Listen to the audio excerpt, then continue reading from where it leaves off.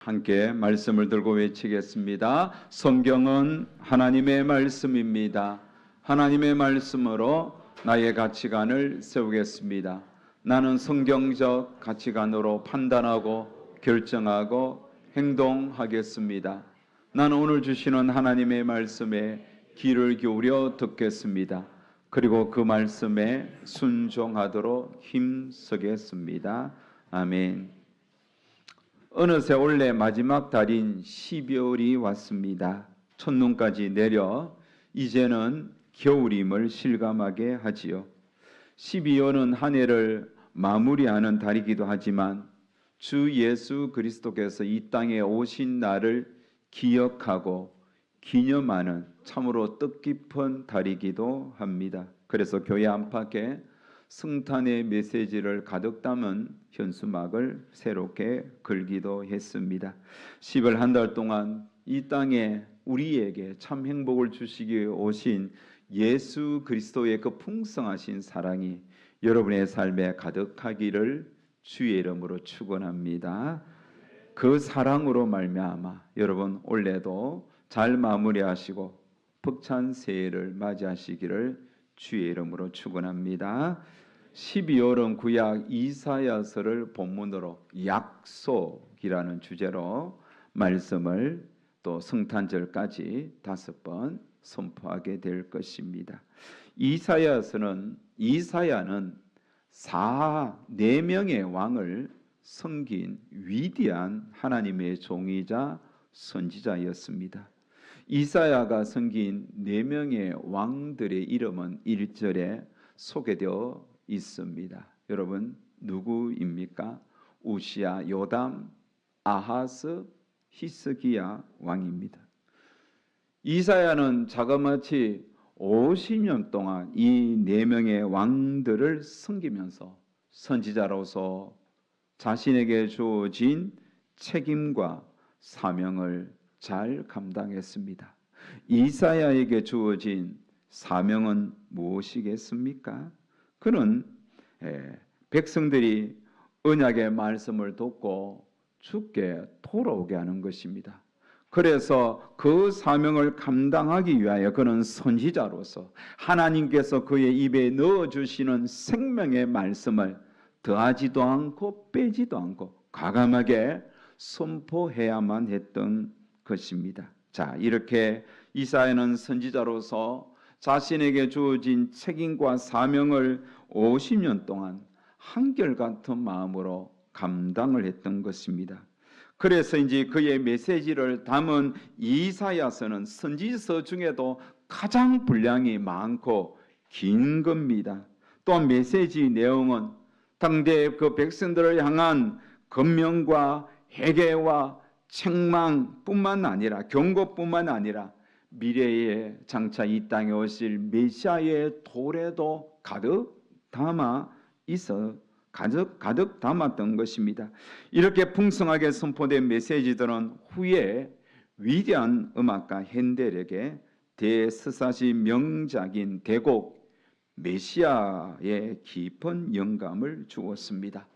여러분 메시아의 대본은 핸델의 친구이자 시인인 찰스 스넨스가 성경 구절을 이사야에서 직접 선별하여 만들었습니다. 이 대본에 사용된 성경 구절은 자그마치 여러분 이사야에서 인용한 그 내용이 오라토리오 전체 53개 곡 중에서 13곡의 이사야서의 구절이 인용되었고요.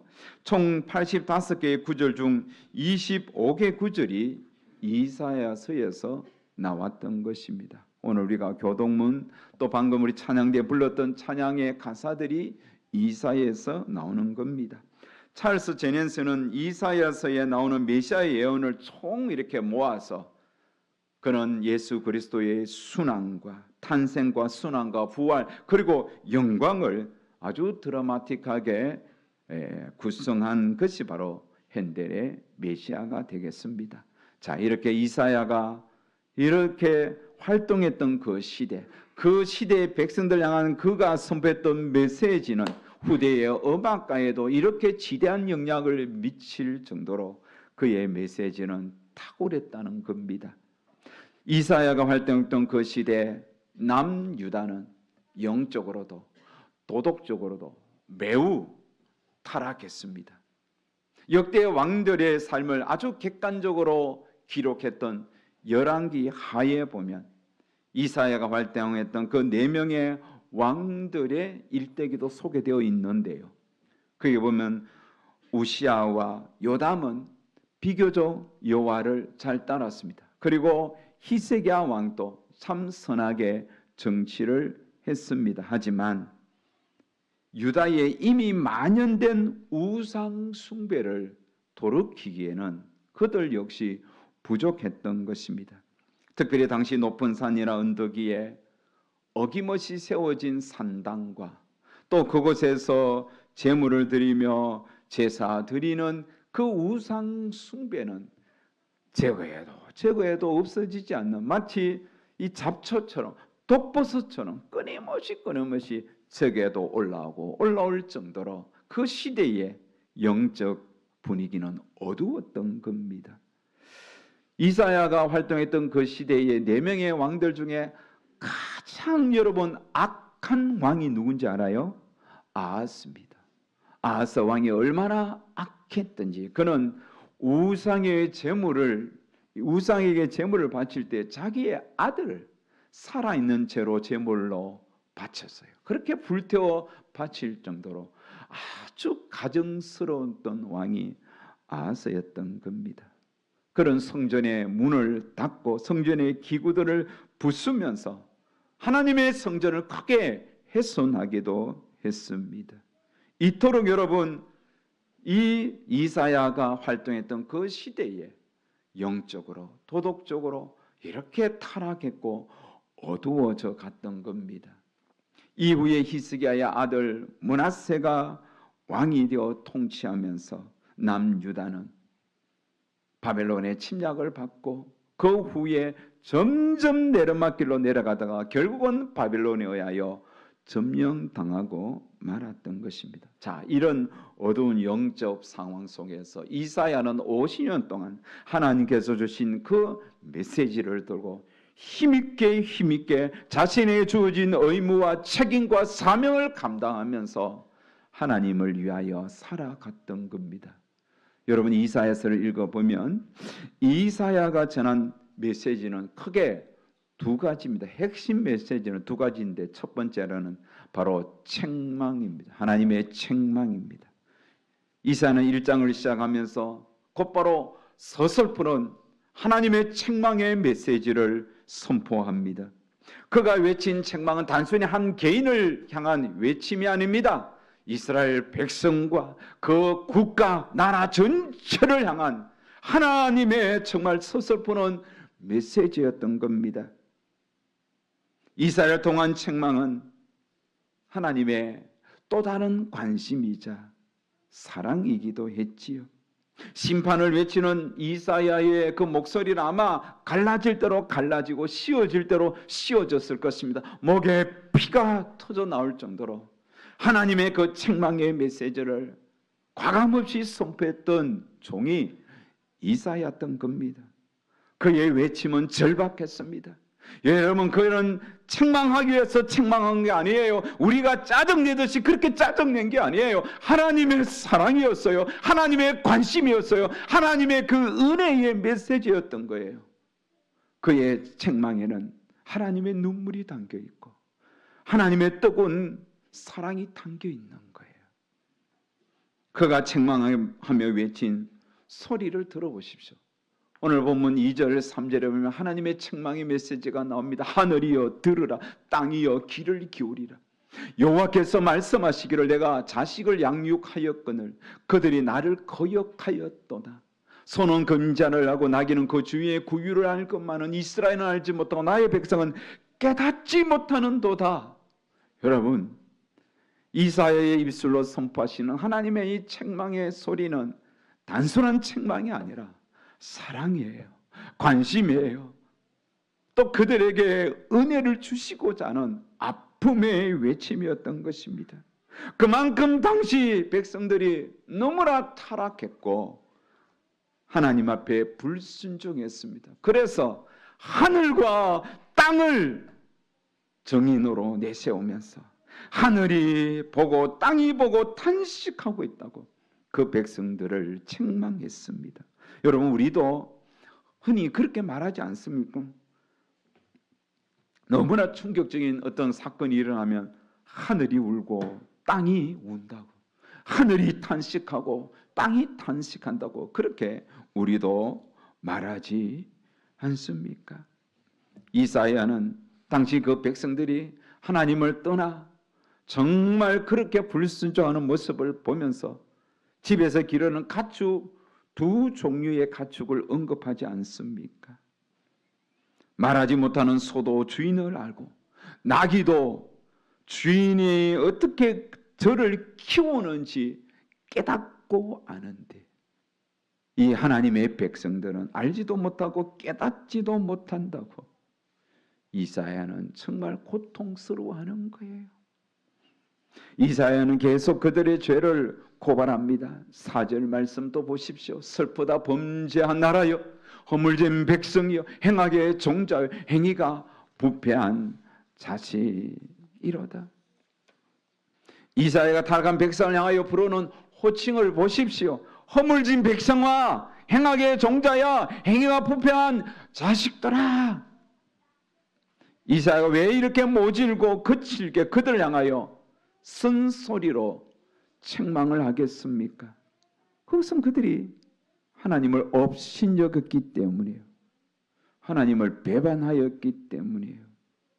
여러분, 우리도 우리 자녀들이, 가까운 친구들이 내 마음을 헤아리지 못하고 또 우리의 마음을 아프게 할 때 우리도 여러분 쓴소리 하는데 하나님은 오죽했겠습니까? 그래서 4절 후반절에 보면 이렇게 주님은 말씀합니다. 그들이 여호와를 버리며 이스라엘의 거룩한 일을 만요리 여겨 멀리하고 물러갔도다. 새 번역 성경은 이 본문을 이렇게 표현합니다. 너희가 주님을 버렸구나. 이스라엘의 거룩하신 분을 업신여겨서 등을 돌리고 말았구나. 그들은 하나님께로부터 받은 은혜를 모두 땅에 쏟아버리고 헌신짝 버리듯이 그냥 던져버리고 하나님을 향하여 등 돌렸습니다. 배반하였다는 겁니다. 얼마나 미련하고 악합니까? 그렇다면 하나님께서 이렇게 책망의 메시지, 책망의 소리를 외칠 수밖에 없는 그들의 가장 하나님 앞에 범한 큰 죄가 무엇입니까? 하나님께서 그렇게 책망을 하실 수밖에 없는 그들의 죄, 구체적인 죄가 뭐냐면 두 가지로 나눌 수 있는데, 첫 번째는 제사를 무시한 거예요. 제사. 절기마다 드리는 제사, 하나님의 율법의 요구에 따라 그들은 절기마다 드렸고 번제와 화목제도 일상적으로 드렸습니다. 그들은 하나님 앞에 모여 유월절, 또 77절, 장막절, 또 초하루 월삭, 안식일, 화목제, 번제, 속건제, 속죄제, 다양한 종류의 제사를 드렸는데 하나님께서는 그 제사를 기뻐 받지 않았습니다. 오히려 역겨워했습니다. 왜요? 그들이 드리는 제사는 형식만 있었기 때문에, 마음과 정성이 빠진 거칠애로 드린 예배였기 때문입니다. 그래서 하나님은 그들이 드리는 제사를 손살해치면서 야 제발 그만 들으라고 외치고 있었습니다. 11절 12절 새 번역은 이렇게 표현합니다. 주님께서 말씀하신다. 무엇하려 나에게 이 많은 제물을 바치느냐? 나는 이제 순양의 번제물과 살찐 진성의 기름기가 지겹고 나는 이제 수송아지와 어린 양과 수염소의 피도 싫다. 너희가 나의 앞에 보이려 오지만 누가 너희에게 그것을 요구하였느냐? 나의 뜰만, 성전 마당만 밟을 뿐이다. 여러분, 주님의 심정이 느껴지겠습니까? 우리 주님은 긍휼에 풍성하시고 인애가 크시고 자비로우신 분입니다. 하나님은 우리가 자신 앞에 나와 예배 드리기를 기뻐 받으시는 분인데 무엇 때문에 이렇게 주님께서 그만하라고, 이제 제발 그만하라고 외치겠습니까? 그것은 아까도 말씀드렸듯이 마음은 전부 세상에 다 빼앗기고 우상 숭배자 우상에게 다 빼앗기고 그저 겉모습만 거칠에만 형식만 하나님 앞에 나와 제사 드렸기 때문입니다. 그래서 이사야는 하나님의 그 책망의 메시지를 전하지 않을 수가 없었습니다. 하나님의 책망의 소리를 너희는 지금 들으라는 거예요. 지금 이 나라에 하나님을 향한 마음이 어디에 있냐는 거죠. 이렇게 영적으로 도덕적으로 어두워져가고 있는데 언제까지 복만 달라고 하느냐고 외치고 있었던 겁니다. 말씀을 준비하면서 현대인들을 생각합니다. 오늘의 우리의 모습도 생각해 봅니다. 사람들은 책만 받는 거 듣기 힘듭니다. 저도 그렇고 여러분도 그렇고 하나님도 가능하면 책망하지 않으려 합니다. 현대인들은 축복을 받기를 좋아합니다. 하지만 여러분, 축복을 받기 전에 먼저 쓴소리도 들을 수 있는 영적 귀가 좀 폭넓게 열려야 합니다. 하나님이 책망하면 우리가 잘못했구나, 그것을 받아들일 수 있는 영적인 귀가 열려야 하는 겁니다. 만약 하나님께서 오늘 우리 가운데 오셔서 우리의 예배 드리는 모습, 우리가 하나님을 섬기는 일상의 모습을 보시면서 하나님은 무엇이라고 말씀하실 것 같습니까? 우리가 드리는 찬양, 우리가 드리는 기도, 우리가 이렇게 모여 드리는 예배의 모습을 주님께서 보시고 어떻게 말씀하실 것 같습니까? 우리가 드리는 이 예배가 거칠에만 잘 준비된 예배가 아닌지요, 예배자로 앉아있는 저와 여러분이 외적으로 그냥 외모만 예배 드리고 있지는 않습니까? 우리의 마음은 온통 세상의 문화와 세상의 재미와 세상의 그런 어떤 유행에 다 빼앗겨버리고 그저 주일 되면 겨우 몸만 가지고 주 앞에 나와 예배자로 앉아있지는 않습니까? 하나님은 정확하신 분입니다. 우리의 내면을 정확하게 보십니다. 하나님 우리의 외모를 보시는 분이 아니라 우리의 마음을 보시는 분입니다. 우리가 드리는 기도가 정말 하나님의 살아계심을 믿고 의지하고 주님 아니면 안 됩니다라는 그런 절박한 마음으로 기도하고 있는지, 우리가 드리는 찬양이 정말 마음과 뜻과 정성을 다하여 살아계신 하나님 앞에 올려드리는 찬양인지 하나님은 정확하게 아시는 겁니다. 그래서 돌아봐야 됩니다. 오늘 이런 말씀, 이사야서 이 말씀을 들으면서 오늘 나의 삶을 한번 점검하고 나를 돌아보아야 되겠습니다. 요즘 하나님께 올려드리는 예배는 점점 화려해집니다. 점점 웅장해집니다. 여러분 유튜브를 한번 보십시오. 지금 유튜브로 생중계되는 예배가 얼마나 많은지 몰라요. 작은 교회는 작은 교회대로, 큰 교회는 큰 교회대로, 요즘 영상 미디어의 발전으로 얼마나 아름답게 웅장하게 예배가 올려드린지 깨닫게 될 것입니다. 멋진 퍼포먼스에 각종 최첨단 장비까지 동원하여 하나님을 감동케 하려고 몸부림칩니다. 하지만 하나님께서는 만요리 여김을 받지 않습니다. 다시 말하면 만만하신 분이 아닙니다. 하나님은 우리의 내면을 보십니다.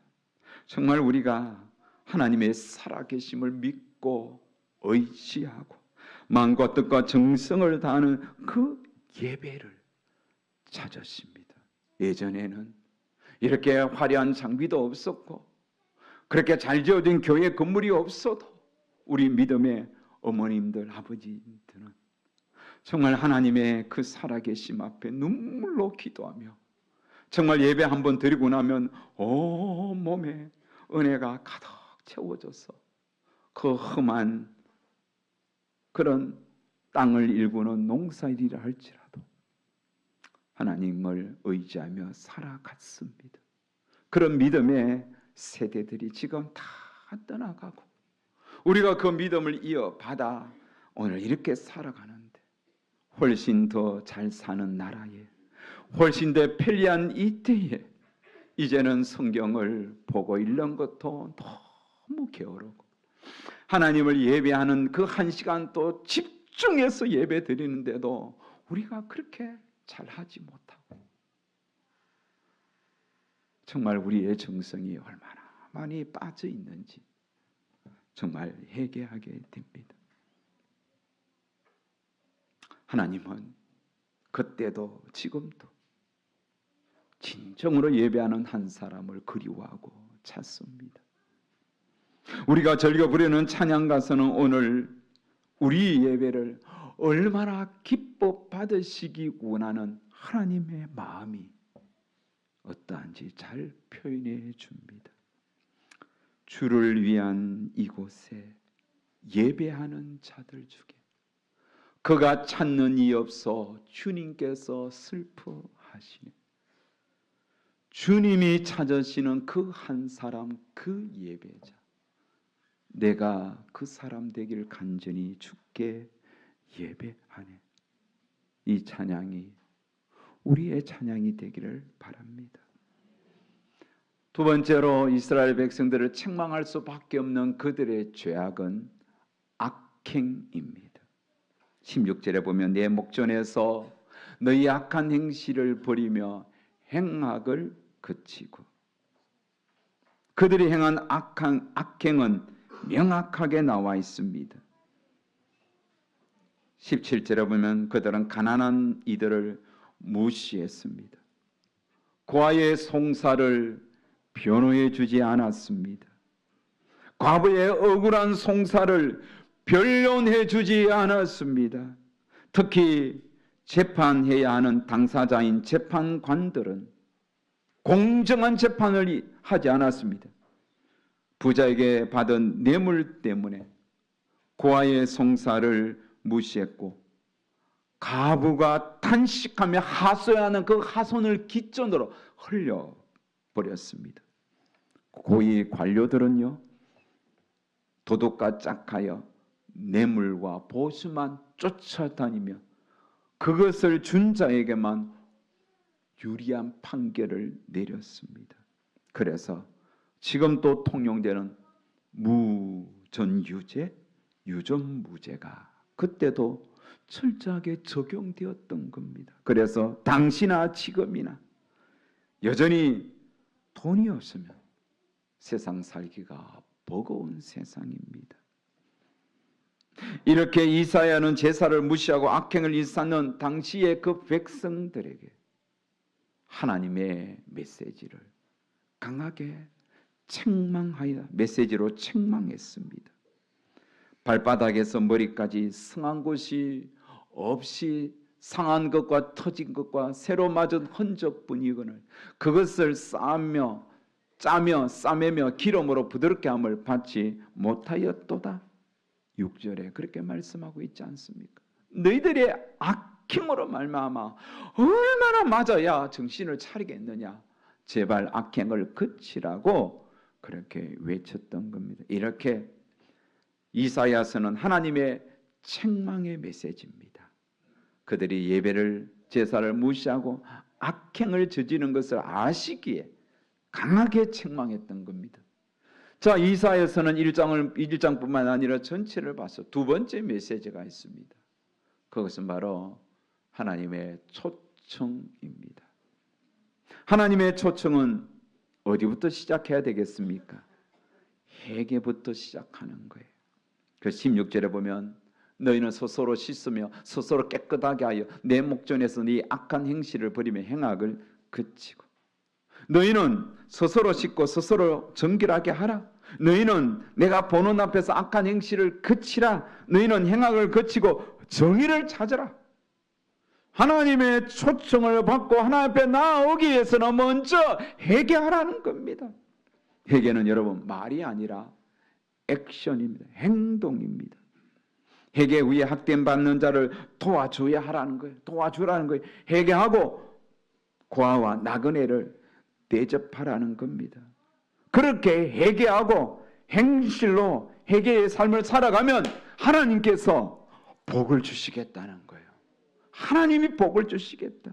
하나님이 주시는 복은 무엇입니까? 구하지도 아니한 열매를 주시면서 그 땅의 아름다운 소산을 먹게 해주시겠다는 거예요. 19절 말씀을 보십시오. 너희가 즐겨 순종하며 땅의 아름다운 소산을 먹을 것이요.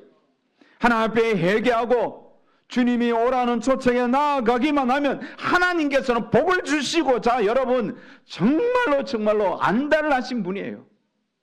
하나님은 조금만 우리가 바로 써도 하나님은 풍성한 복을 주시고자 하는 분이에요. 오죽했으면 노하기를 더디하시고 인애가 많으신 하나님께서 이렇게 책망하겠습니까? 그 죄가 너무나 가득 찼기 때문에요. 이것은 여러분 반대로 우리가 조금만 돌이키고 조금만 우리가 여러분 자세를 바로잡고 하나님의 뜻대로 살고자 몸부림치면 하나님께서는 차고 넘치고 흔들어 넘치도록 복을 주시는 분이에요. 하나님은 복의 근원이 되시는 거예요. 하지만 이런 하나님의 복을 선포함에도 불구하고 하나님의 초청에 오지 않고 거절하면 20절에 보면 칼날이 그들을 삼키게 될 것이다. 얼마나 섬뜩한 말씀입니까? 그러니 주께로 주 앞에 회개하고 주님의 오라는 초청 앞에 듣고 순종하고 나아가라는 겁니다. 오늘 하나님께서 이 백성들에게 회개하고 주께로 돌아오는 초청의 말씀, 우리가 너무나 잘 아는 말씀이 나오고 있죠. 몇 절입니까? 18절. 우리 같이 한번 읽겠습니다. 시작. 여호와께서 말씀하시되 오라 우리가 서로 변론하자. 너희의 죄가 주홍 같을지라도 눈과 같이 헤어질 것이요 진홍같이 붉을지라도 양털같이 희게 되리라. 회개하고 주 앞에 나오기만 하면 진홍같이 붉을지라도 주홍 같을지라도 눈과 같이 희겠네. 눈과 같이 희겠네. 눈과 같이 희게 해주시겠다. 깨끗하게 용서해 주시겠다. 하나님은 우리에게 일방적인 심판을 내리기 전에 오라는 거예요. 회개하고 돌아오라. 초청하는 거예요. 돌아와서 회개하고 하나님 앞에 나아가기만 하면 하나님은 우리의 모든 죄를 깨끗하게 씻어주시는 거예요. 흰 눈보다 더 희도록, 양털보다 더 희도록 씻어주시는 거예요. 하나님은 오늘 우리를 책망하시는 분이 아니에요. 책망은 곧 우리에게 복을 주시고자 하는 하나님의 긍휼이에요. 그래서 이사야서는 단순한 책망만 나오는 것이 아니라 메시아의 오심, 그리스도의 도래를 끊임없이 선포합니다. 그래서 이사야만큼 이 땅에 메시아에 오신 예수 그리스도의 탄생을 예언한 선지서가 없습니다. 가장 많이 담겨 있어요. 그래서 헨델이 메시아는 그 대서사 그 대곡 오라토리오 곡들을 쓸 때에 이사야서의 말씀을 많이 가사로 기록한 것이죠. 사랑하는 성도 여러분, 오늘 이사야 1장의 말씀을 들으면서 어떻게 느끼시는지요? 어떤 마음이 드는지요? 하나님은 오늘 우리를 향해서 껍데기가 남은 예배에 지쳐 있습니다. 하나님은 그것을 싫어하십니다. 삶의 변화가 없이 그저 예배만 드리고 일상에 가면 똑같이 믿지 않는 사람들과 별반 다를 바 없이 함께 살아가는 우리의 삶이 빠진 예배를 하나님은 역겨워하시고 탄식합니다. 12월입니다. 주님이 이 땅에 왜 오셨습니까? 우리를 주님 내 백성으로 삼아주시고 우리의 영혼을 주께로 인도하기 위하여 우리의 삶을 아버지께로 이끌기 위하여 예수 그리스도께서 오셨습니다. 세상에 가보십시오. 12월 달에 각종 성탄 행사들이 많은데 그곳에 참여하는 자들의 삶은 자기 멋대로 살고 주님과 상관없이 살아간다면 그 행사도 그 예배도 다 주님께서 받지 않으시는 겁니다. 주님의 오심을 우리가 묵상하면서 우리 자신을 먼저 돌아봅시다. 형식과 위선을 버리고 하나님이 찾으시는 그 진정한 예배자가 되어서 2025년도 그렇게 우리의 영혼이 주님께 가까이 가면서 이 한 해를 잘 마무리하시고 주님이 내 속에 가득 찬 상태에서 새해를 맞이하고자 힘쓰고 위해서는 우리 모든 예인의 성도님들 다 되시기를 주의 이름으로 축원합니다.